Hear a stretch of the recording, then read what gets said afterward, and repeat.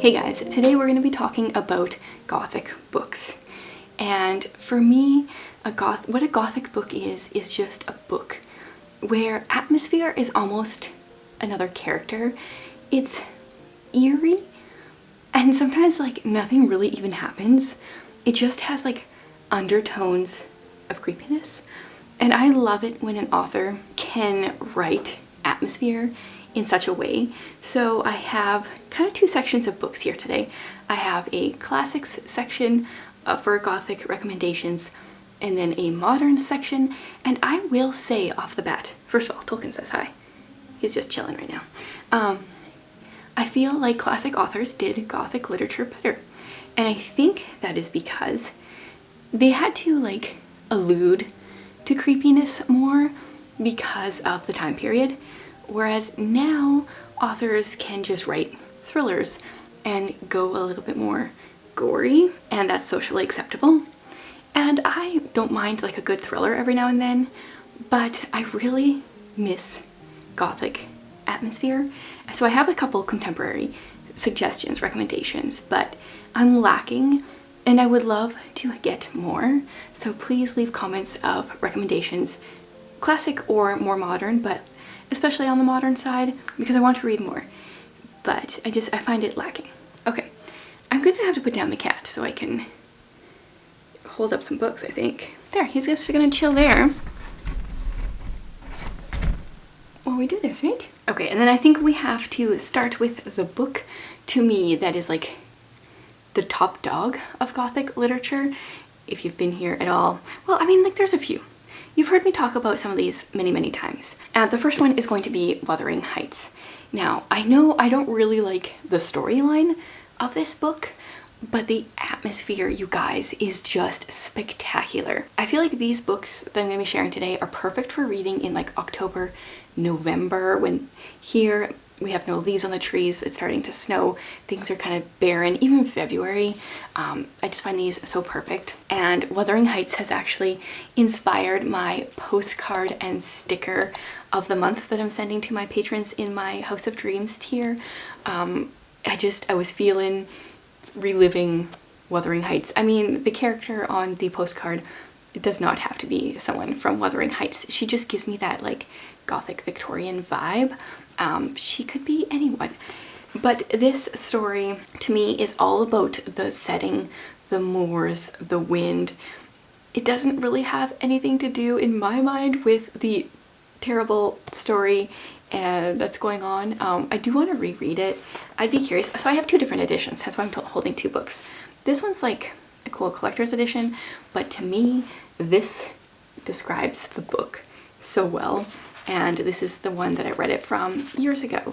And to me, this is a really good example of Gothic literature. Also, it kind of looks like he has no head. It's just all smushed in there.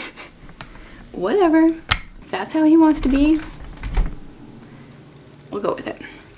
Okay, so Emily Bronte, Wuthering Heights. The next, I think the most classic, the one that people like to read a lot, is Rebecca by Daphne du Maurier. Also a really good piece of Gothic literature. I have to say, the first time I was reading it though, I kept waiting for like the punchline. I kept waiting for something to happen. And so afterwards I was a bit disappointed. But as the book has sat with me over the years, like I'm realizing how I kind of missed out on the atmosphere because I was waiting for something to happen. And this is just another one I cannot wait to reread. Daphne du Maurier does the whole Gothic vibe so very well. In this one we follow a main character who doesn't even have a name, but she has married this man whose first wife, Rebecca, like haunts the man and the place, and it's got the good vibes. And then while we're on the Daphne du Maurier train here, the other one of hers that I really love is My Cousin Rachel.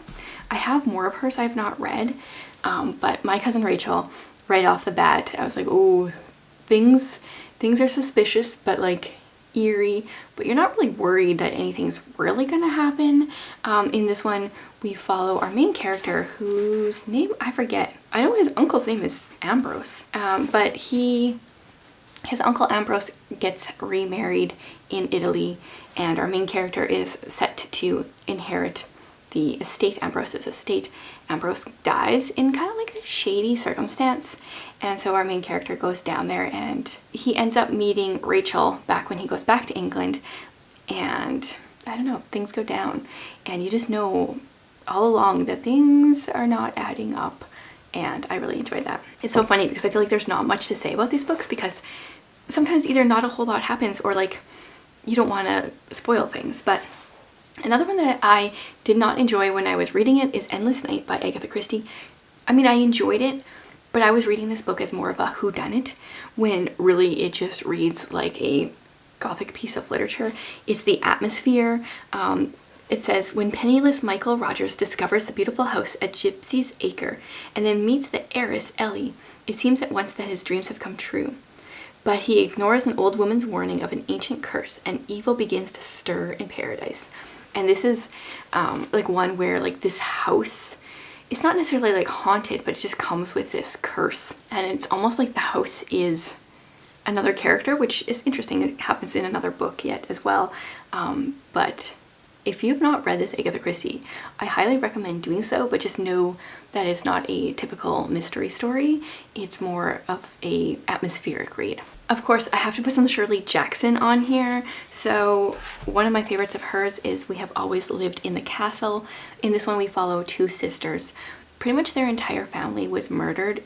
Well, they died. They were poisoned years earlier, and the whole town thinks it's the older sister. So it's the younger sister that goes and gets the groceries, and she's kind of like shunned by the town because they're all, I don't know, necessarily afraid of her, but you know, like this gloom and darkness that's following her family because of what happened. They kind of just ignore her, and this is one where it's just eerie, and the house has kind of started falling apart because they don't get people to fix things, and I really enjoyed this one. I feel like people either love that Shirley Jackson or they love The Haunting of Hill House, and this is one where the house is a character. This one, a bunch of people go to a house. They were gonna be, what were they looking for? There was Dr. Montague invited them, and he was looking for evidence of a haunting. And I can't remember why he invited each of these people to the house, but he did. And, you know, like haunting type things keep happening. And I personally prefer We Have Always Lived in a Castle, the Castle, but I know some people prefer this one. So I feel like read them both. Decide which one you like better. Then we've got The Turn of the Screw by Henry James. If you've read Ruth Ware's The Turn of the Key, it's loosely inspired by this book. In this one, we have a young governess who goes to work at this home with these two children, and she realizes fairly early on that these kids are seeing things that she's not seeing, and she's starting to doubt her own sanity because of what these kids keep seeing and saying. It's a super short little read. Like, this edition has less than 150 pages, but the atmosphere is totally there. Then I thought I needed to include Dr. Jekyll and Mr. Hyde by Robert Louis Stevenson. This one I only read a couple years ago. Also really short. My edition has less than 150 pages, but I think there's like a essay at the beginning that's really long. I feel like the book itself is around 100 pages, if not even shorter. And I feel like everyone knows the story of Dr. Jekyll and Mr. Hyde, but there was surprisingly more to it considering how short the story is, and it definitely had those Gothic elements. Okay, now we're gonna go on to my like modern recommendations. I have 5 of them, 2 of which I've read this month already, so that's kind of what inspired this video, is reading these kinds of books and wanting to give recommendations and find more recommendations for myself. So the first one I've talked about since I read it in the summer, like I've mentioned it a few times, that is The Lake House. Now this one has a like summer setting, but I feel like this is also kind of just a general recommendation for all of Kate Morton's books. Some of hers feel a little bit more autumnal or winter, but her books all have that Gothic vibe to them. And in this one, we have like multiple timelines, but mainly in 1933, a 11-month-old boy went missing, something like that. Like a young boy went missing. And then 70 years later, we have a main character who is a detective on leave, and I'm not sure how loud that grooming is. See if it's getting picked up by the mic or not. She comes across the story of this boy that went missing, and she's trying to uncover it. And this is just, I feel, yeah, all her books have that eerie, like, you know, things are being revealed, but nothing is like, no one's gonna jump out at you kind of feel, and I enjoy that. Okay, these next two, so atmospheric. They just stuck with me, both of these settings and the feel when I was reading them. The first one is The Curse of Misty Wayfarer by Jamie Jo Wright. You guys, if you've been here at all, you've probably heard me rave about this over and over and over again. This one, I mean, first of all, our main character from early 1900s here is a post-mortem photographer. So that is an eerie element right off the bat. And then there's also a legend of Misty Wayfarer, who is a murdered woman who allegedly haunts the area and whose appearance portends death. And then we've got like a present day character who's trying to figure some of this out because she catches sight of a ghostly woman haunting an asylum. And if you like the gothic vibes but don't want like actual ghosts in your stories, Jamie Jo Wright is the way to go, because her books feel ghosty, often have like a ghost in them, but there's always an explanation. So I've enjoyed her books a lot. And then if you want a little bit of low-grade anxiety, feeling like you're trapped in a mental asylum, pick up The Lost Melody by Joanna Davidson Politano. This one will have you feel like you're trying to claw your way out of a Victorian asylum. And I mean, if that doesn't scream fall here, I don't know what does. This one we follow Vivienne. She is a concert pianist. Her father has died, and for various reasons she goes and works at an asylum, and things quickly take a turn for the worse. So I'll leave it at that. This is very, very atmospheric, very anxiety inducing. Okay, and then the two books that I read so far this month, I'm gonna kind of just give a brief overview of, because this one, Lay Your Body Down, I talked about quite a bit in my Dark Academia vlog. This is a psychological thriller, and it is based on a kind of cultish church in, I think it's like in Minnesota. And there's a lot of, the church is covering up a lot of things. So there was a murder or an accident that people think is a murder at the beginning of the book, or like before the book kind of takes place. And our main character is trying to figure out what happened. And there's a lot of lies and deception, things like that going on, and she tries to uncover that, so it definitely has those vibes. And then my last recommendation is actually fantasy, and this was recommended by Charlene, one of my subscribers, and she recommended A Forgery of Roses. She described it to me as a gothic fantasy, and I was like, I'm in.